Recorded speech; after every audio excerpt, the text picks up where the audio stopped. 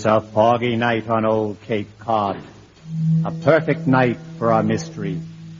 Tonight, Cape Cod Radio Mystery Theater presents a Titanic mystery thriller entitled Mr. Hugo's Night to Remember.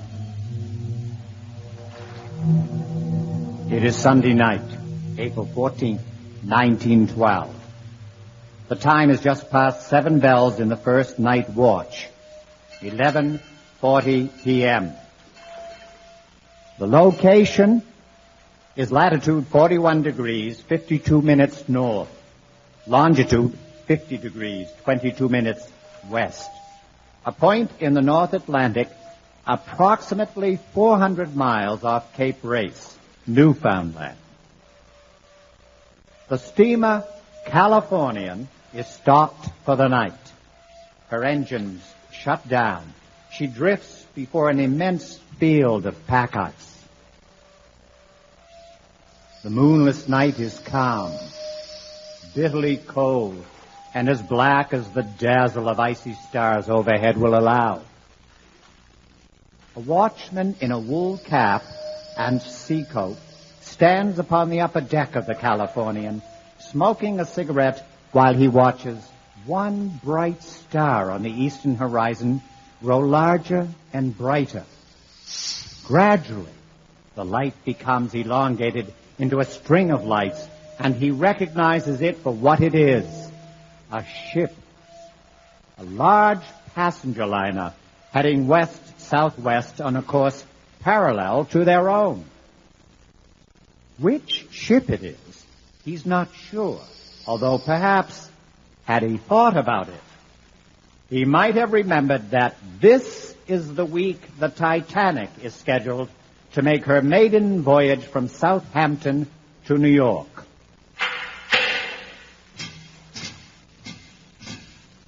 Well, take a look at who's up. The man on deck is joined by another. How do you stand it out here? I stay warm as long as I keep smoking. When I stop smoking, I go in. They speak in the kind of hushed undertones one automatically assumes when speaking in the presence of so many stars. What's that ship out there? I don't know. I've been watching her coming up. She's a liner, judging by the way she's lit up. Could be the Titanic. Evans says she's somewhere around. He's been picking up her messages all day over the wireless, jamming the airwaves. They even cut him off in mid-sentence when he was giving them the warning about the ice. She's moving right along. What's she making, 20 knots? She better think about slowing down soon unless she's figured out how to do what Moses did and make this ice field miraculously part itself. Are you sure she got the message about the ice? She got it all right. Every ship in the North Atlantic is aware of it. The two men continue gazing out at the ship, which after a time appears to have stopped some 10 miles distant. Several minutes pass. Then, look at that. She's putting on a fireworks display. Well, what do you know? Must be having a party. Maiden voyage, after all. Ah, there's the difference between them and us, buddy boy. When we stop for the night, we all go to bed. When they stop, they just keep right on celebrating. What must it be like? A maiden voyage on a fancy liner? Hey, there goes another. And how do we know for sure it's a party? Maybe you better go wake Evans up and have him call over there. He won't appreciate being wakened. Well, just the same, maybe you better go do it. Okay, but I'm saying it was your idea. When he gets through, tell him to have somebody row over and deliver us a couple of bottles of champagne. A little far to row, don't you think? If they're drunk enough, they won't think so.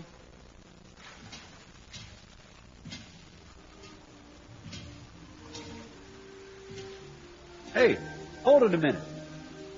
What is it? Come on back up here. What is it? Listen to that. They're playing music. That's music. Ah, well, we can forget about the emergency. They wouldn't be playing music if that was the case. They're all soused as spouses over there, And they made the band go outside so they can dance under the stars. They're so drunk they can't even feel how cold it is. Yeah, well, I can. And I'm going in. Must it be like maiden voyage on a fancy liner like that?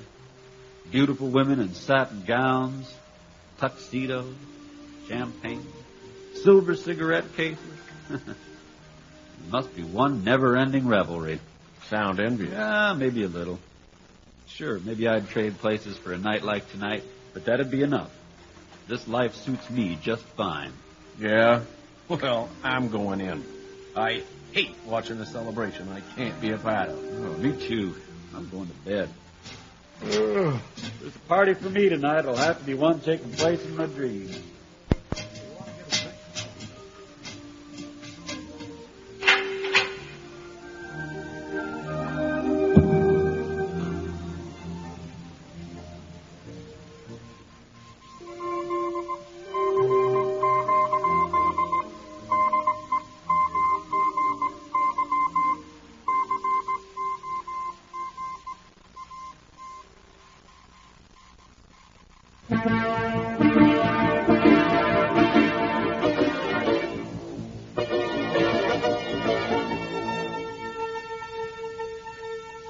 I'm Ted Bicknell, and this is Worldview Tonight. Tonight, salvaging the Titanic, archaeology or scavenging. Our focus this evening, the salvage operation now underway to bring back artifacts from the sunken Titanic. An operation not without risk and certainly not without controversy, as there are those who feel the Titanic should rightfully be left alone. Tonight we'll speak with Mrs. Eva Hartley, Dame Hartley, who was just 12 years old and a passenger on the Titanic the night it went down. And we'll be going by satellite to the actual location in the North Atlantic where the crew of the salvage ship Glommer II are making last-minute preparations for the initial dive down to the wreck. We'll speak with Hugo Legrand, the great Hugo as he bills himself, the organizer and leader of the expedition. First, for our viewers who need filling in on the nature and scope of this enterprise, we have arranged to show you this bit of footage borrowed from our affiliate sister station, WPPX. Let's see that now.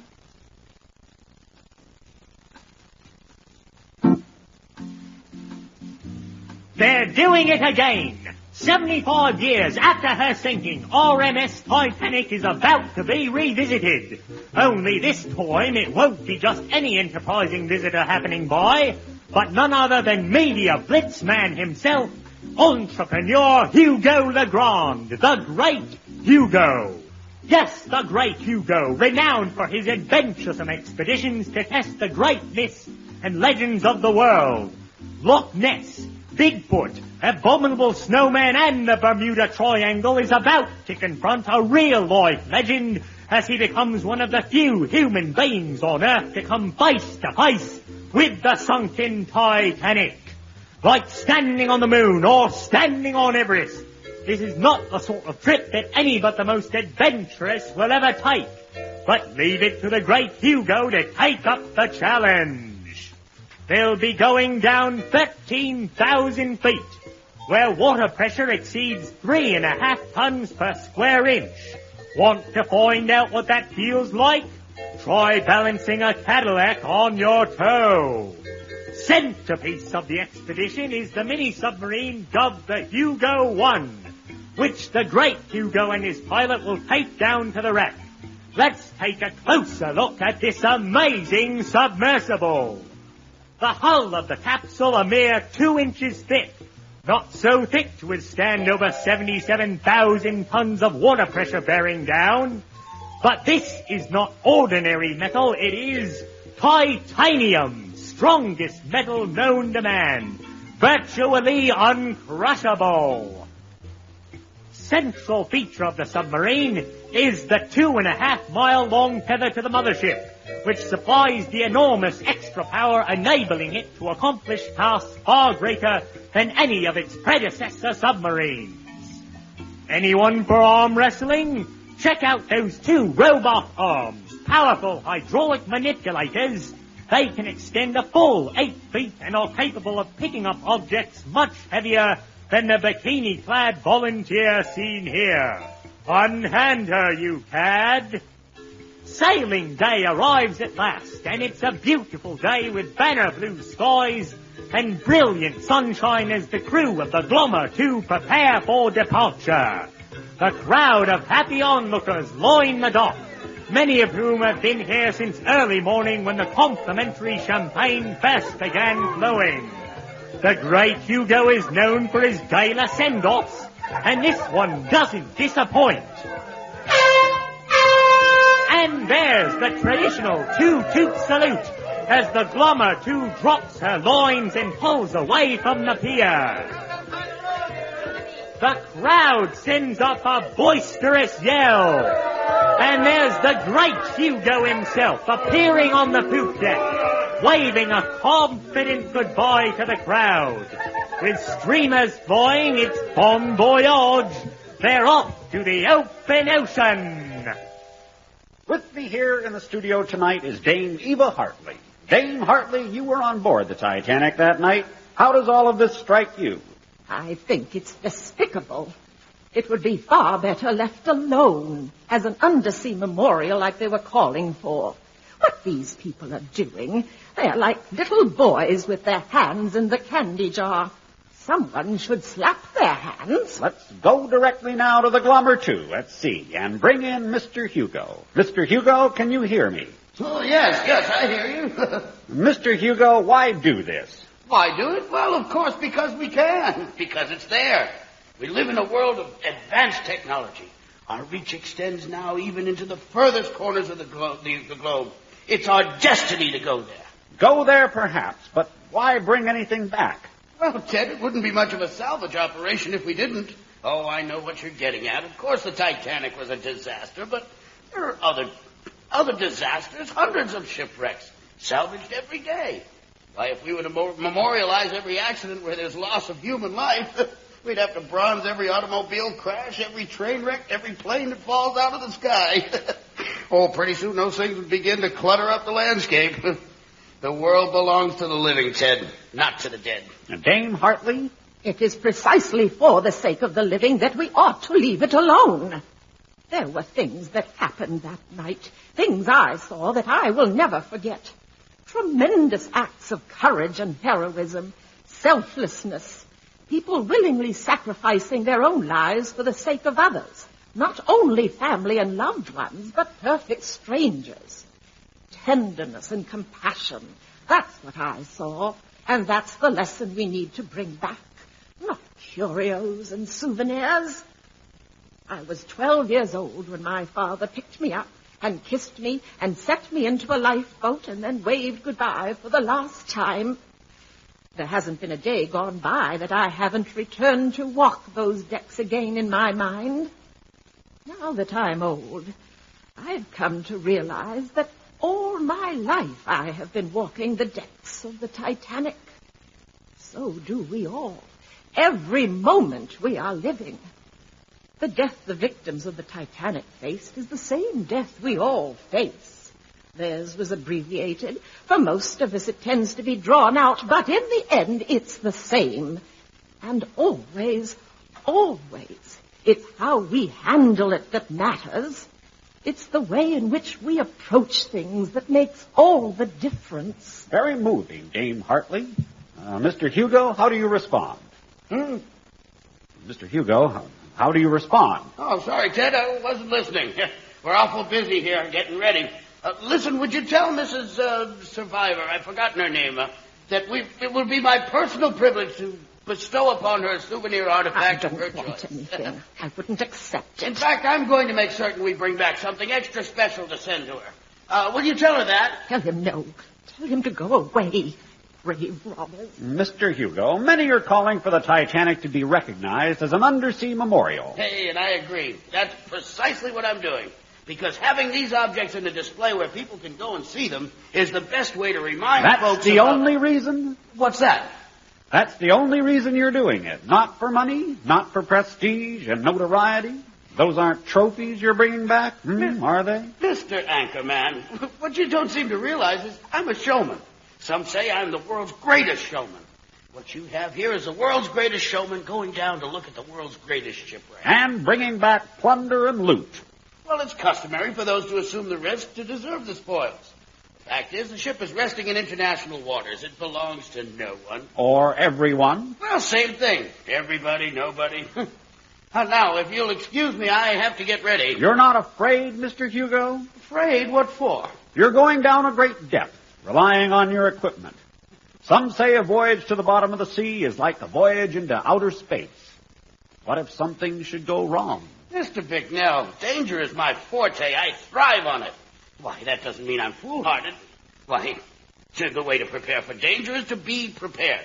This submarine that you see here is the safest, most sophisticated salvage submersible ever devised. I had a direct hand in every step of its design. Nothing will go wrong because we've thought of everything. That sounds a lot like what they said about the Titanic. Oh, yes, I see. You're very clever. But this baby here happens to be made of titanium. Indestructible. Why, the fact is, if the Titanic hull had been made of the same stuff, there would be nothing down there for any of us to go and bring back. Now, if you'll excuse me, I must continue getting ready.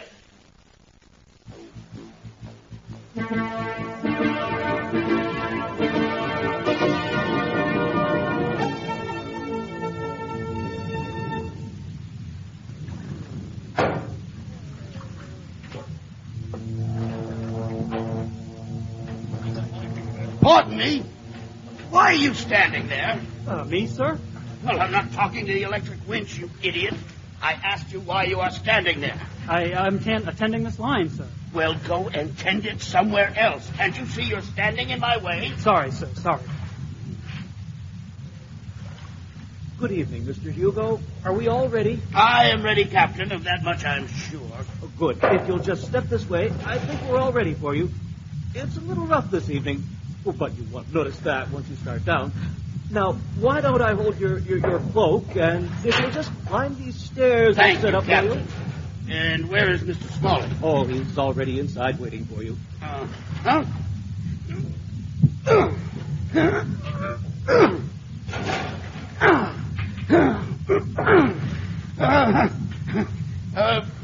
Now, let me see. How do I go about this? Well, sir, if you'll just try sitting down on the top step and then swinging your legs inside the hatch. Very well.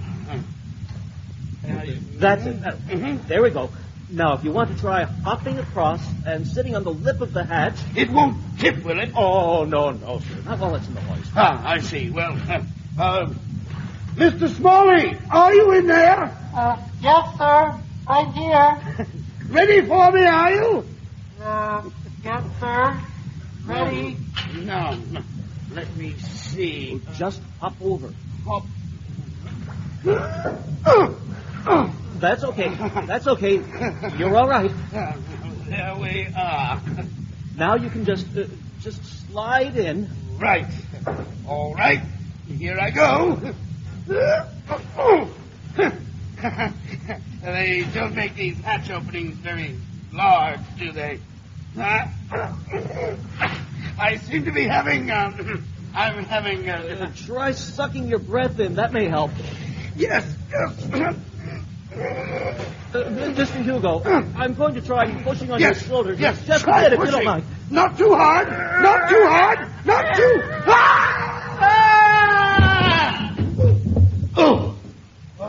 Everybody all right in there? Stupid fool, I said not too hard. Oh, sorry, sir. I would have made it. It's practically inside already. Mr. Smalley, how about you? Yes, I think so. Sure? He's fine. Close the hatch lid and let's get on with this. All right, gentlemen. Bon voyage. Good luck.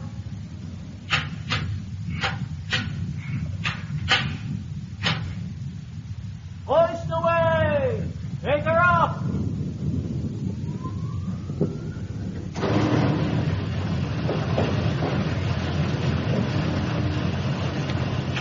Craig, do you read me? Right here. Systems check. Swing out! Swing out! Divers in the water! Watch that line! It's awfully warm in here. Switch on the air conditioning. Sorry, sir, there's no climate control. No what? No air conditioning. No heat either. You're kidding. Well, don't worry. We'll cool off as soon as we begin our descent. In fact, when we get down there, you'll probably wish we had some of this heat. Water temperature is about 33 degrees at the bottom. Craig, give me a reading on how much power you're sending. I'm showing 2,500 right on the nose. Lower away! Lower away! Who is the idiot at the controls? It's not his fault, sir. We're a lot of weight, and it's difficult for the hoist to... Excuses, Mr. Smalley. I do not wish to hear excuses. God, this is terrible. When are we going to stop this rolling and... It won't be long, sir. The camera's working. Battery's functional. Scrubber operational. I thought you said there was no air conditioning. No, sir, that's just the air scrubber. All it does is remove excess CO2 from... Well, leave it on anyway. Sir, it won't do any good. I said leave it on. Yes, sir. It's rocking and heaving. What's that? It's just the Zodiac. It's coming to pick up the divers. Craig, before they go, could you have them check the forward ballast clamp, will you? How much ballast are we carrying? 1,200 pounds, sir. There are 4 lead plates. Each weigh about 300 pounds. Mr. Smalley, if you do not get us out of these waves and out of this heat... Yes, sir. Right yes, this minute, sir. Yes, sir. Craig? I think we'll go ahead. Mr. Hugo, that is, I think we'd like to get started. Okay, you're clear. Clear to dive. Clear to dive. Cast off. Dive is clear. Zodiac's clear. Send the line away. You're on your own. Releasing compressed air.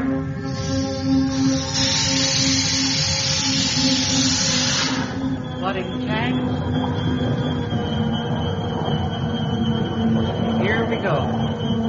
Beginning descent. About time.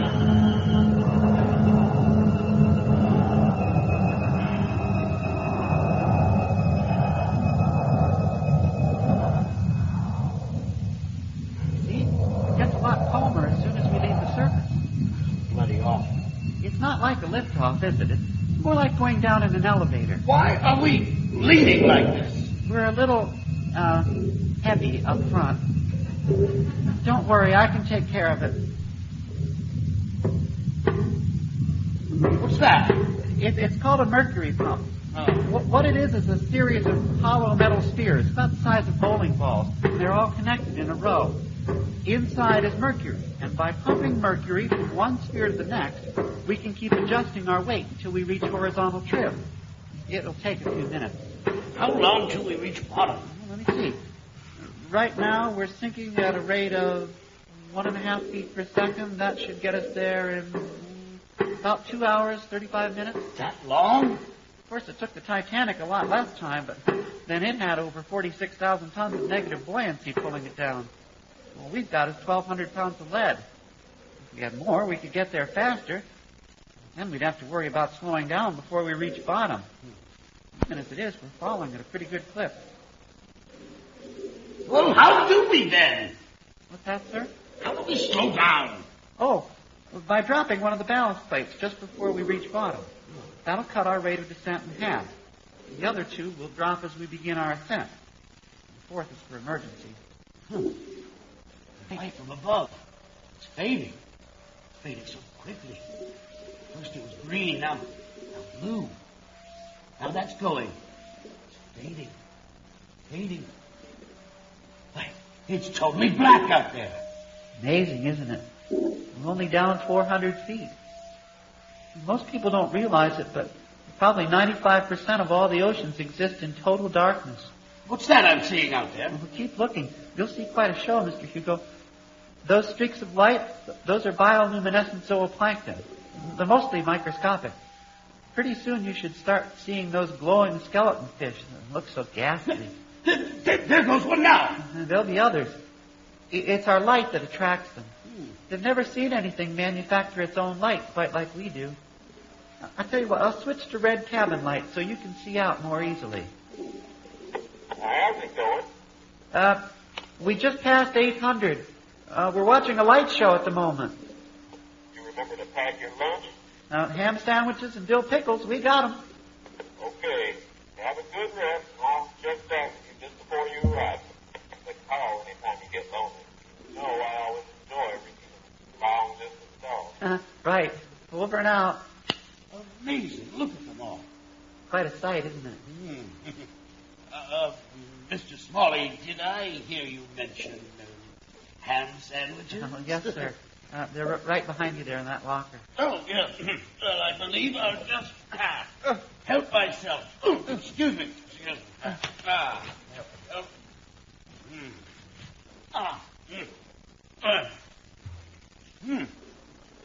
Are they still out there? Oh, yes, sir. Plenty of them. It's quite a sight watching them come slithering up from out of the darkness, peering in at us through the portholes. It's a good thing they don't have a mirror to see how ugly they are. Or maybe they're thinking the same thing about us. Oh, that's good. That's very good. I like that. I'll use that in my book.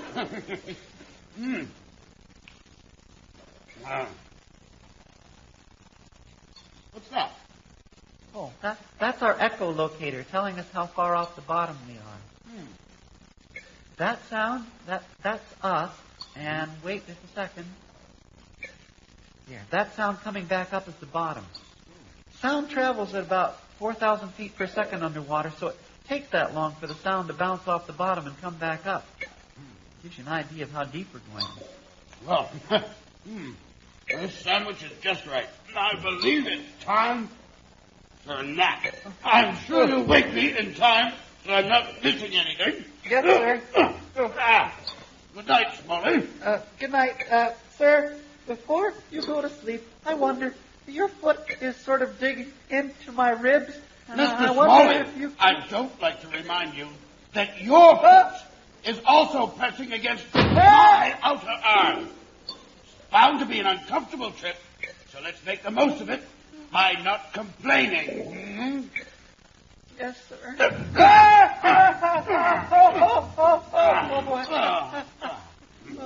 Good night, Smalley.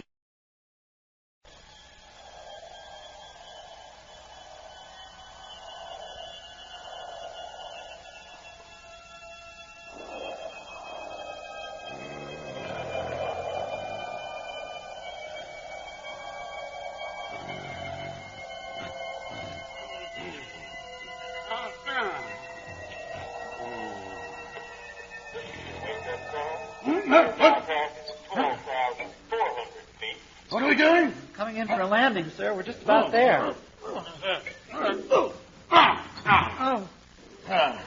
We're about 150 feet off the bottom now. In a few seconds, I'll release a quarter of our ballast. That'll allow us to settle down gently. Present rate of descent 1.53. Release in 5 seconds. Roger. Ready. 3, 2, 1. Let her go. Ballast away. Wait a minute. Did you feel anything? Nothing but your foot, which is still pressing against. Wait, I didn't either. It didn't let go. We're not slowing up. We're not slowing up. I am still showing 1.53. Better slow it down. What is it? It's not releasing. Do something! Nothing's responding. Do something, you fool! Nothing's responding. Do something! It's too late. Do something! It's too late.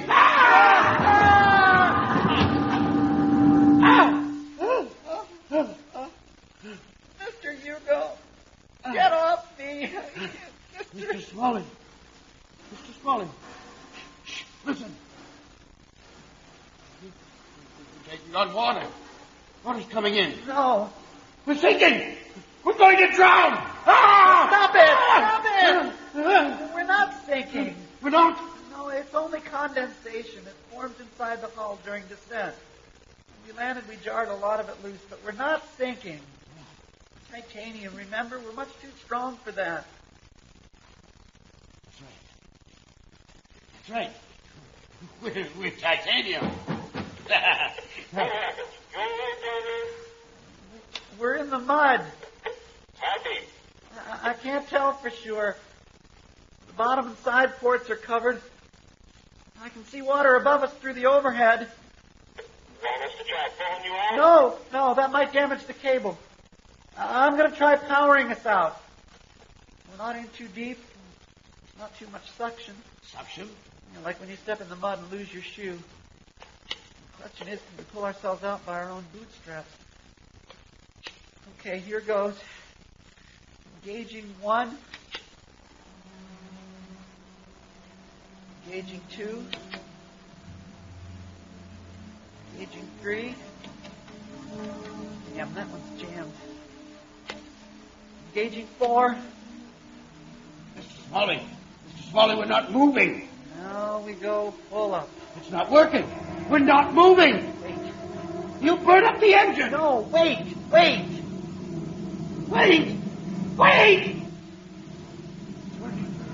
It is working. I feel it. It's working. It's working. Oh, we're out. Oh, man, we're out. Nice. Good. Very good, Mr. Smalley. Well, we almost didn't make it. I still can't see out. Are you sure we're... Look at the altimeter. We're 10 feet up. Just wait a second and the current will clean us off. Damage report? Nothing so far. Even the jammed rotor looks like it's worked itself free. What went wrong? I don't know. Either the ballast clamp wouldn't release or there's something wrong with the circuit board. I tried rerouting the command. Oh! What was that? The ballast just let go? It wasn't working and it just did? Look, guys, why don't we think about calling it a day? Start again tomorrow. Yeah, well, it's up to you, Mr. Hugo. You mean go all the way back up? It might be a good idea to check things over from the outside. Oh, I see. And how far are we from the debris field? Well, we should be pretty close, right where we are. And you say there's no damage? Well, there's nothing we can tell from in here, but I really think it would be a good idea. Oh, yes, I'm sure you do, Mr. Smalley. I'm sure you would love to check things over and thereby add another day's diving to the bill. No, please, sir, I'm just... But since I am the one who's paying for this expedition, not you, I don't think we'll give up just yet. I assure you, sir... And I assure you that we will stick around and select a few small items before we start up. That way this day will not have been a total loss. Yes, sir. I'll watch outside, you steer. Besides, I'm not about to have to come this far without getting at least one look at the Titanic.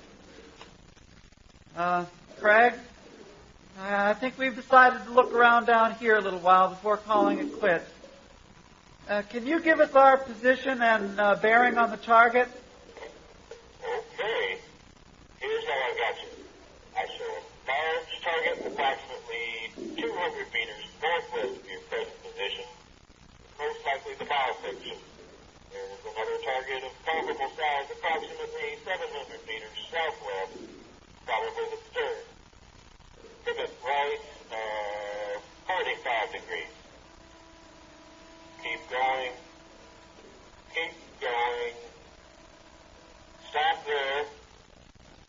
Okay, now you're pointing straight at it. Follow that head and you should run right into it. Where do we look for debris?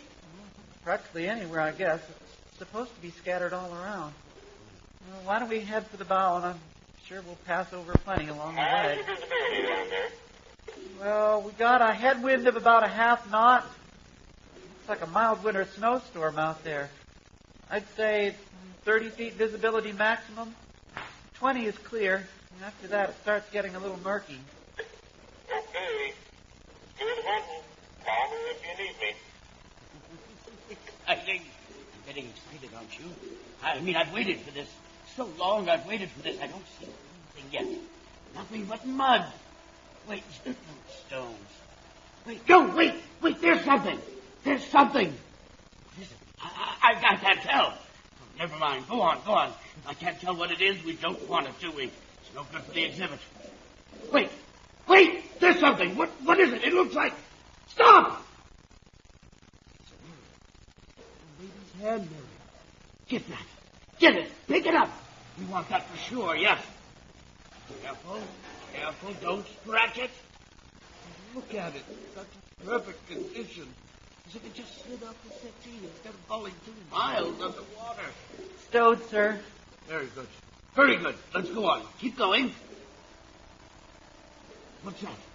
No. Keep going. There's more. More coming up. Look. There's... Champagne. Stop.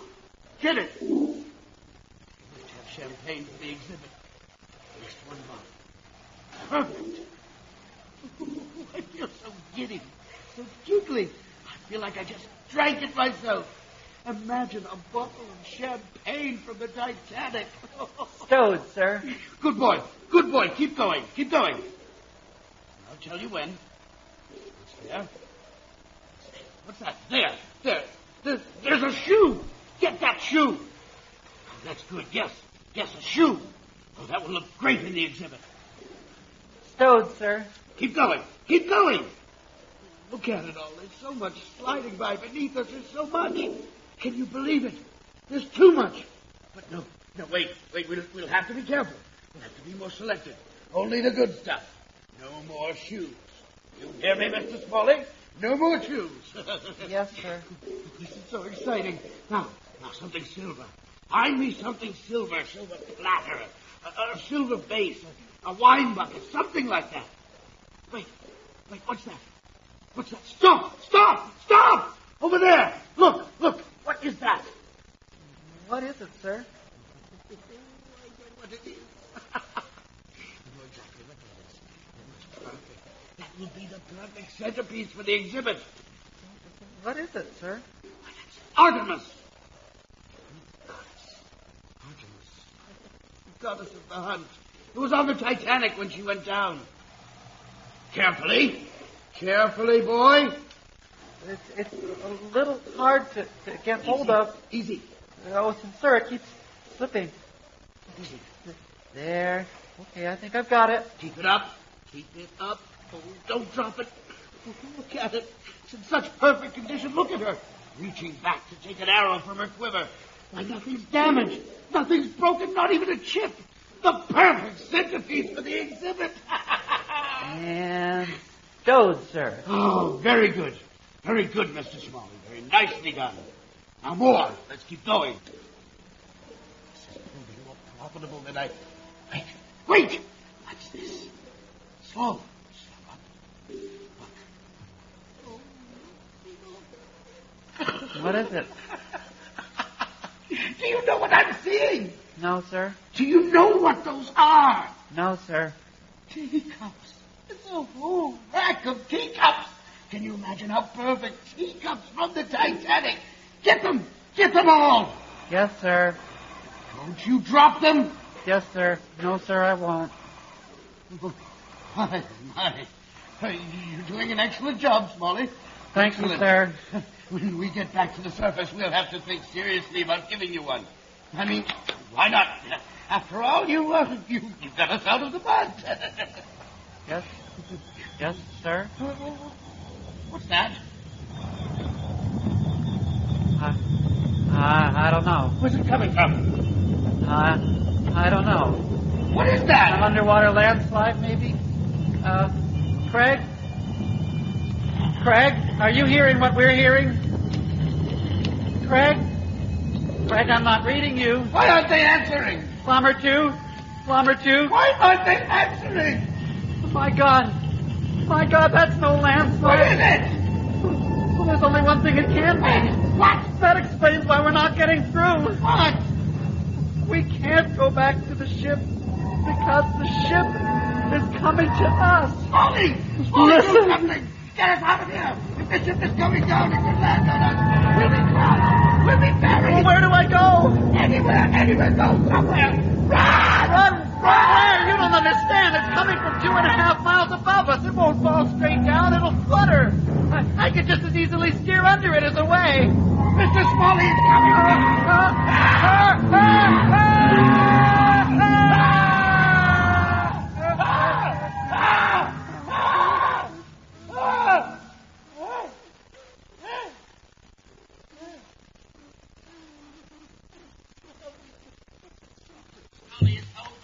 It's over.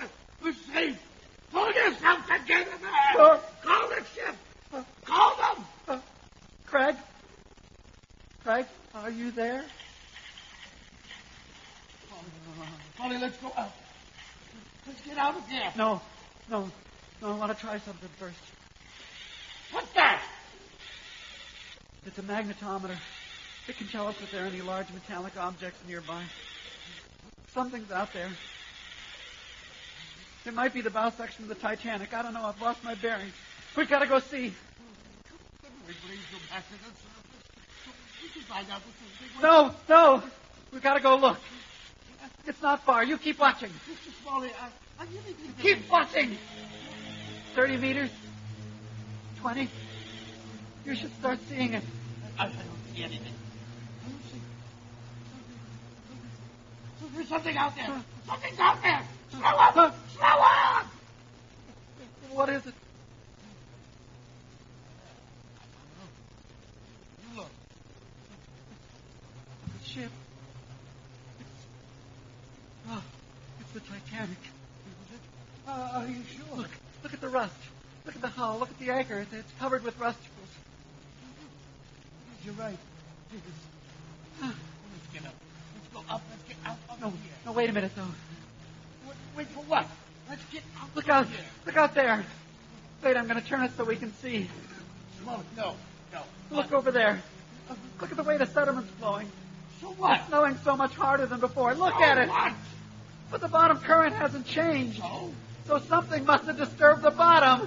Where are you going? Where are you going? We've got to go see. See what? Slowly. We're out of the lee now. Something's out there. Look at the magnetometer. No, Molly, what is it? Keep watching. Molly, I don't want to look. I don't want to know. I can't see. I can't. No, I can't see. Watch out!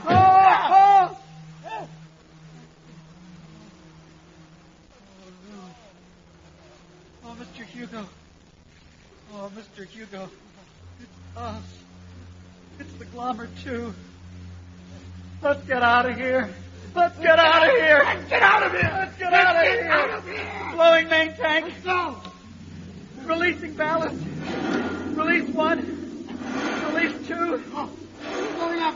We're picking up speed. Release 3. Going up. Good. I can't see the bottom. The ship is disappearing. It's going. It's gone. Thank God. It's gone. I don't know how this could have happened. I don't want to think about it. How could it happen? You're right. I don't know. But we're going up. Yes, we're going up. How much longer till we reach... Sir, get off! Get off! I'm trying! Get off! I'm trying! It's not easy. We're upside down. Sir! Shut up! What happened? We're not going up. It's the tether. I forgot. We're still connected. I forgot to release it. Well, do it. Release us. You'll have to reach. I can't.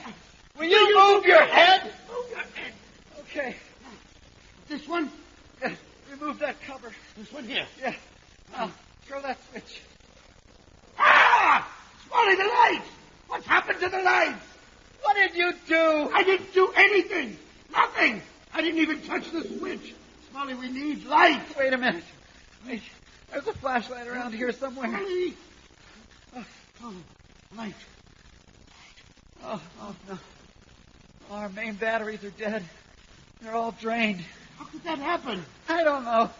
Salt water leaking in. I don't know. Oh, my God. We've lost our power. Now that switch won't work. That's all right. We can do it manually. Let me do it. Can you move? I'm trying. Wait a minute. Wait. Here There it is. It's coming. It's nearly there. There. Watch it. We're coming out right. Mr. Hugo, please, your knee. What happened? We stopped again. Mr. Hugo, please, get off me. Shut up, we're sideways. Why are we sideways? Ouch. Swally, we are not going up. Why? Snagged. On what? The cable. But you released it. It must have caught on something as it was sliding over the hull. On what? I don't know. Come on. Let me look out with the flashlight. I can't see. It's just out of sight. Well, do something. You're the pilot. Do something. Okay. There's one chance. Actually, two. But it depends. On what? There are explosive bolts holding the robot arms in place. We can blow them. The cable could be snagged on one of the arms. But even if it isn't, the force of the explosion may be enough to shake us loose. We'll be cutting off our arms to do it, but without the power, they're useless anyway. The only question is, should we do them separately or together? One blast might not be enough. The two together means we can't try it twice. Okay, what should we do? I don't know. Blow them separately. Okay.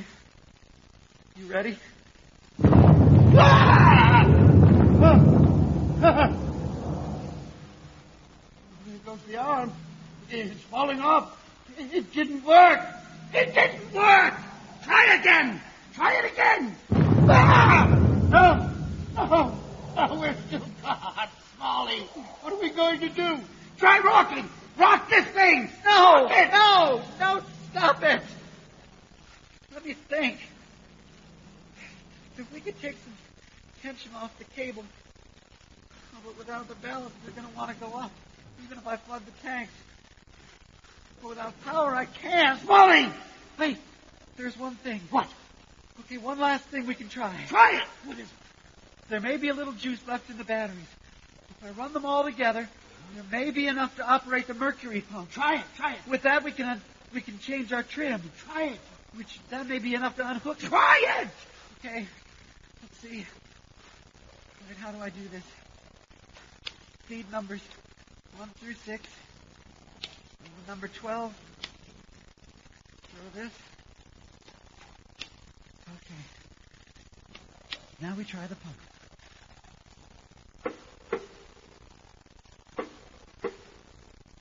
It's working. Barely. But it's working. Now we wait. Smalley, we're moving. We're tipping forward. Oh, this is going to work. I just know it's going to work. It's going to work, yes. I'm looking out this side. The flashlight isn't doing much good.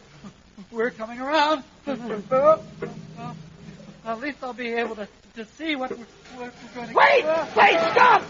Wait! We're losing it! Stop! We're not stopping! My precious cups are falling out. Oh, my God. Oh, my precious cups are gone. Shut up. Shut up! Why are you laughing? You did this! Shut up! Look out there. Look. Look what we're caught on. Look! Statue. Arm of the statue. Caught on the arm of the statue. You see, it was your doing, not mine. Your greed, that's what got us into this. Your greed and my stupidity for ever listening to you. No! You were the one! You should have released the cable, but people always started up. You were the one who said tried to charge us separately. Well, why did you listen to me? You're the pilot. You're in charge here. Oh, I'm in charge now. Yes. Is that it? I'm in charge? Well, then get your foot off of me! Stop it!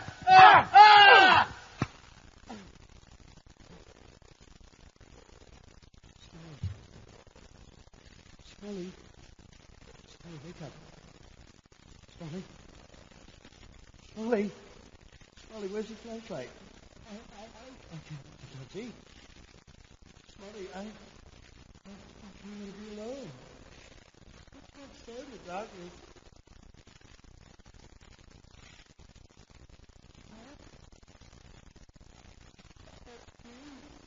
Somebody. Help! Help! Smalley, wake up. You can be in charge. Please, wake up, Smalley. Smalley.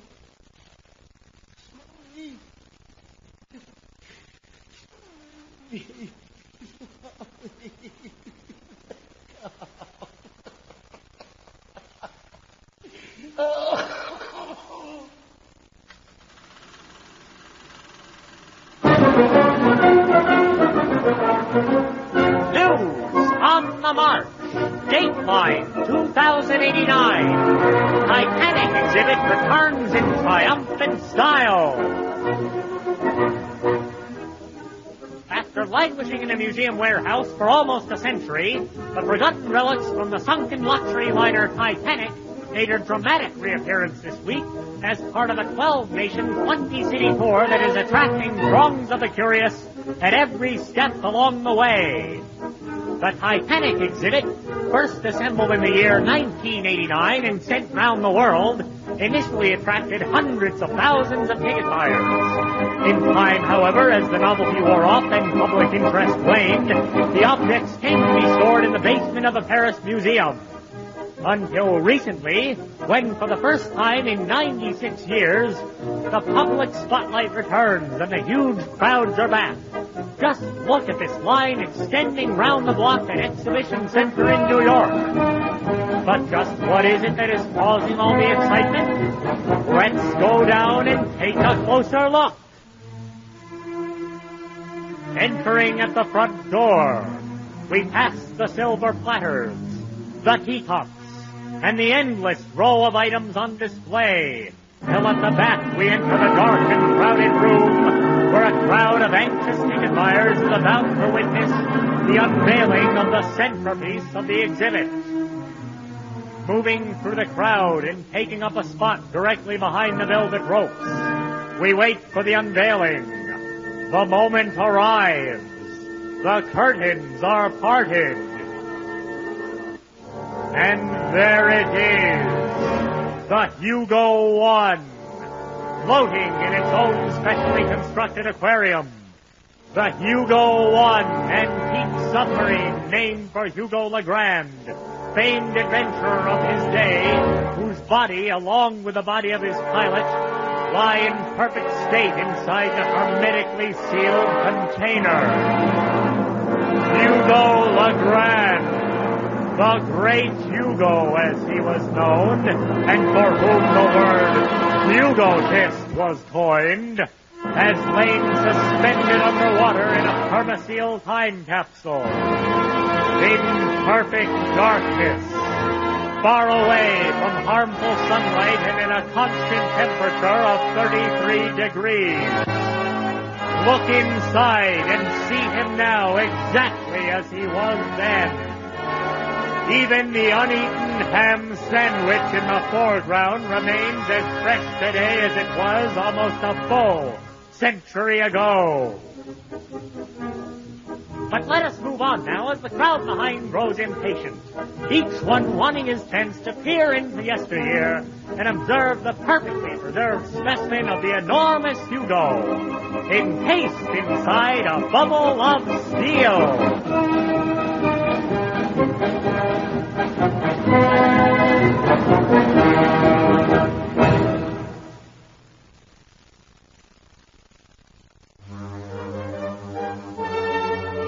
You have been listening to Cape Cod Radio Mystery Theater's presentation of Mr. Hugo's Night to Remember. The actors in tonight's play: Doug Credit played the great Hugo, Stephen Russell played Smalley, the sailor and the anchorman, Michael Mellor was Robin Leach and the newsreel announcer, Jim Granlin was Craig and the sailor, Carol McManus played Dame Eva Hartley, Alan Nelson was the captain. Tonight's play was written and directed by Steven Oney. Audio engineer, Edwin Hurwitz. Sound effects engineer, Dave Goodman. Live music by Eddie Shear. Sound effects by John Cullity, Lynn Cullity, Debbie Oney, Rich Gady, and Tony Baker. Recorded July 15, 1989 at the Woods Hole Community Hall. Copyrighted by Stephen Thomas Oney for Cape Cod Radio Mystery Theater. This program is dedicated to Robert Ballard, Martin Bowen, and the rest of the crew of the North, who had the daring to go and find it and the dignity to leave it alone. This is George McConville wishing you a pleasant evening and inviting you to tune in again when the fog rolls in on another chapter of Cape Cod Radio Mystery Theater.